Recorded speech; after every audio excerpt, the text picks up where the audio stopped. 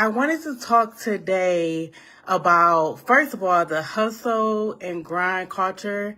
The hustle and grind culture is leaving us with a lot of overwhelmed and overworked business owners, especially in the healthcare space. Especially in the healthcare space. And I could say that we're overworked and overwhelmed in the healthcare space because we constantly are picking up all these different shifts. It's kind of a part of our culture. If you work at a hospital, you're picking up all these different shifts. Even if you're working at homes and different things. I know when I was a caregiver, before I even owned my own agency, I was always working overtime. Always. It just was a part of the culture. And I think that transitioned over into my agency ownership and it left me burnt out. I scaled my business to 3.5 million in 2 years. I was very good at getting clients. I could get clients because I had a system, which I'm going to talk about a portion of that system today. I had this system that allowed me to get clients really quickly. And so I grew my business seemingly overnight. And like I stated, I reached 3.5 million really fast.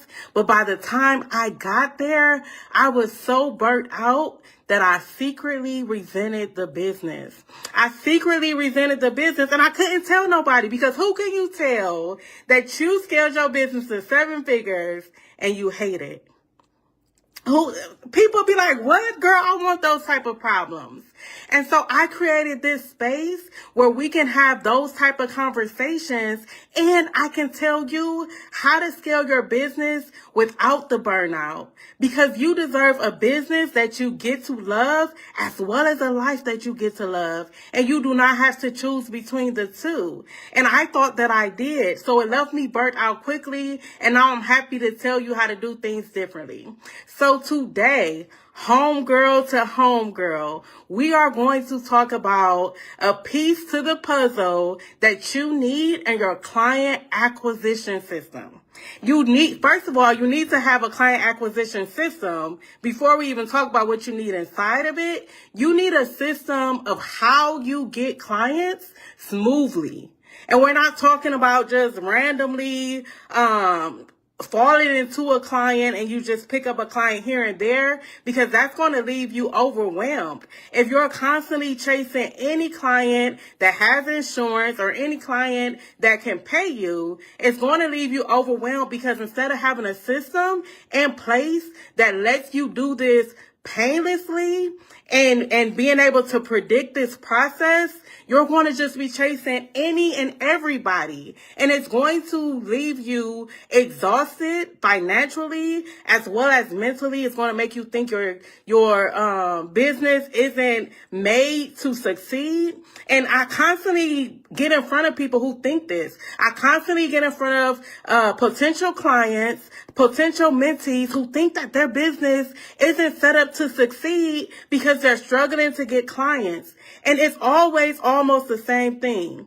You aren't set up to get clients at large numbers because you don't have a client acquisition system. You don't have a strategy in place.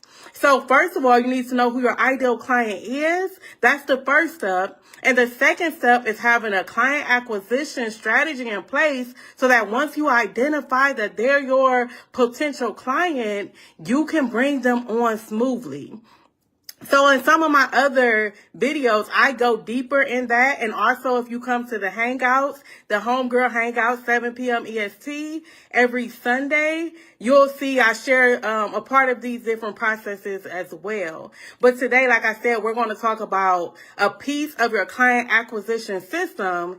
You need to have a system where you have a client onboarding strategy. So it's not painful to you. It shows your potential client that you are more than capable of bringing them on. You're professional, you're organized, and you are not scratching your head and going through all these papers, trying to jot down notes about the client and different things like this. You have an automatic system that you just plug them into, and you constantly press play every time a potential client comes comes your way. So first of all, you need this system. You need a client onboarding system, a part of your client acquisition, so that this can just happen just like this. Once you get in front of your ideal client, you can just press play like I stated, and you'll be able to predict that you're going to get clients.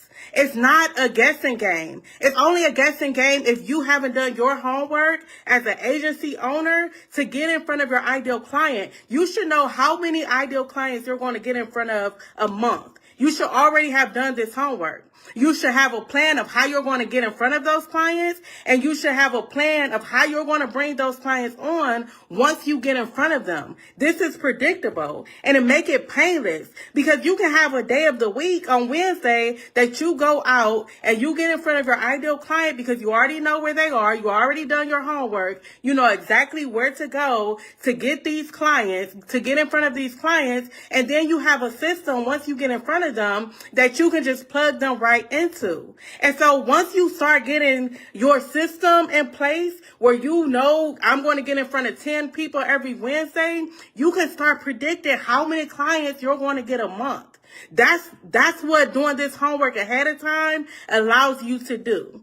So your client onboarding system allows you to predict how many clients you're going to get in front of and how many clients you're going to get each week, each month, depending on how you break your system down. So this is going to allow you to automate your pre-screening process, knowing that they're your ideal clients so you're not wasting time. I know I talk to people who tell me that they pass out brochures at the grocery store, they pass out brochures at senior citizen homes and different things like that, but you don't even know if these people are your ideal clients. So you're wasting money. You're just passing it out to anybody at the grocery store who they may not even need your services, one, and then they may not even be somebody you can service.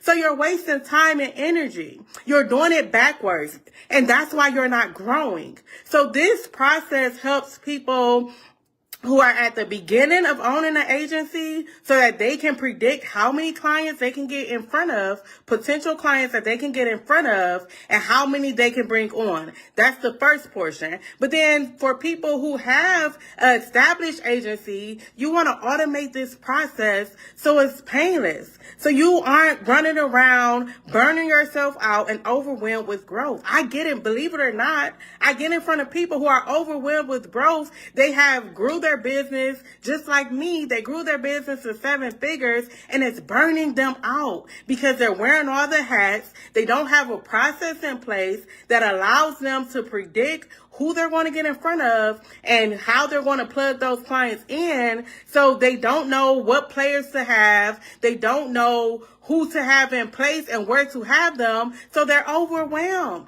They're overwhelmed with growth. And that's exactly what happened to me. That's what gets you burnt out. So if you do this homework ahead of time, it'll allow you to know who you're going to get in front of, and once you get in front of them, what you're going to do. It makes you more confident. And also makes you look more professional to case managers, social workers. And they are going to want to do business with you because guess what? They have 100 of clients. They have hundreds of clients who they need to find a provider for, and they're trying to get it done quickly. So if they know that every time they get in front of you, you're organized, you have an automated system, it's not hard, it's not difficult, you just send them the contract or send them whatever they need, they're going to constantly do business with you. So that's how it becomes predictable, because you already have something in place that allows them to continue to come to you over and over and over again. So people, instead of you chasing one client at a time, you're going to establish your reputation as somebody professional and organized, and they're going to start coming to you. So it's going to make you confident, and it's also going to make the decision makers, whether that's a social worker, whether the individual has a guardian or a power of attorney, it's going to make the decision maker confident in your service. It's going to make you confident. So it's going to make you pitch your services with a whole different tone about yourself, because you know what you bring to the marketplace. You know that you have everything you need right there. You're not scrabbling papers, trying to figure out where your brochure at and all those different things, because you have everything and you know you have it and you know what it does, because you keep using the same strategy over and over and over again. And it's going to make it easier for you to convert people from being a potential client to being a client, because you have all these things they need. So your ideal client strategy is like what you'll think of as a dating profile. So your ideal client strategy has nothing to do with the people on the outside. It has to do with you, who you're looking for. Who do you want your agency to service? It has everything to do with you and nothing to do with the outside people. And a lot of people get this wrong. They think their ideal client is anybody who their agency can service just because they have insurance, just because they can pay. And you're going to get in front of the wrong clients, and you're not going to convert, and it's going to leave you burnt out if you do not know who your ideal client is ahead of time. So your ideal client is like your dating profile. It's who you want to attract. And then your client acquisition strategy is, once you get in front of that person, how you're going to bring them in, how you're going to court them, how you're going to date them, if we're using the same analogy as the dating profile. So one is you, what you're looking for, who you want your agency to be known for servicing, who you want to draw in into your network. And the second portion is, once you bring them in, how are you going to keep them?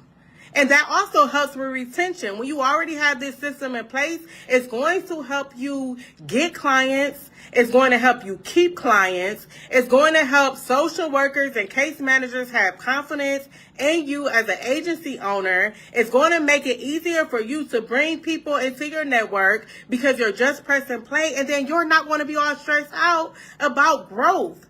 Isn't that crazy that you can grow and not have the systems in place that it can make you resent your growth? I made it to 3.5 million and hated the business that I had grew because I could get clients in my sleep, but I didn't have the systems and the processes in place to be able to bring those clients in smoothly. So I developed this system where I break down everything down and I give it to agency owners so that they don't get burnt out in the process. Because as I stated, you deserve a business that's sustainable. You deserve a business that you love, but not at the sacrifice of you, not at the sacrifice of a life you love. You get to do both. So I hope this helped you understand what you need for your onboarding system and why it's going to be a benefit to any agency that's attempting to grow, attempting to scale. You need this in place so that you can bring clients on quickly, professionally, and so that you can make a name for yourself in the marketplace, and you're